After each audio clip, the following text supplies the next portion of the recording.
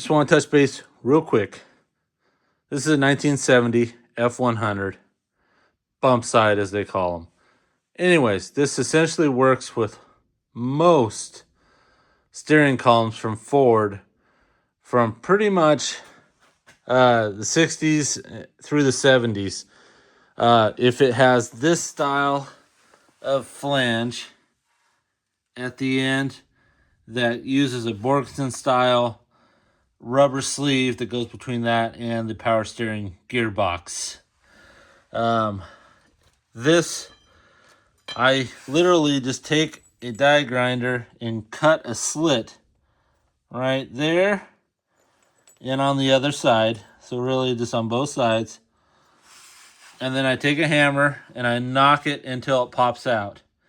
And sometimes I'll put, a swedge right here to kind of expand it a little bit because it is pressed on.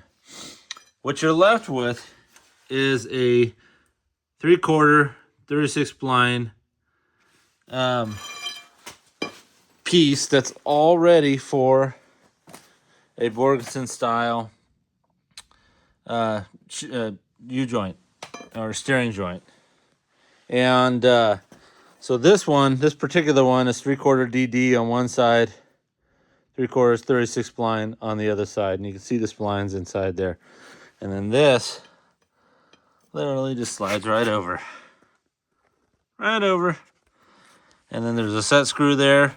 I usually drill a little notch into the spline, just a tad bit, so this set screw has something to lock against. And then you are ready for any conversion. You can even do this 1-inch DD, depending on whatever steering shaft you want to use. This adapts it to that. And like I said, this is just the stock splines from Ford that go right on. And here is a part number that I'm using. Sometimes I go Borgson. Sometimes I do this style. It really depends. This one is not my favorite. It's made in China, but it is a stainless steel, all stainless steel, and it holds up extremely well. I have one on my 1979 Bronco, the same style. So the 3/4 36 spline, the 3/4 DD, this exact brand, and I've had it on there for 10 years. Not one bit of play. It's still solid as can be. So just wanted to give you a quick tip of how to convert your stock steering column, removing this Borgson style flange to be able to adapt to pretty much anything.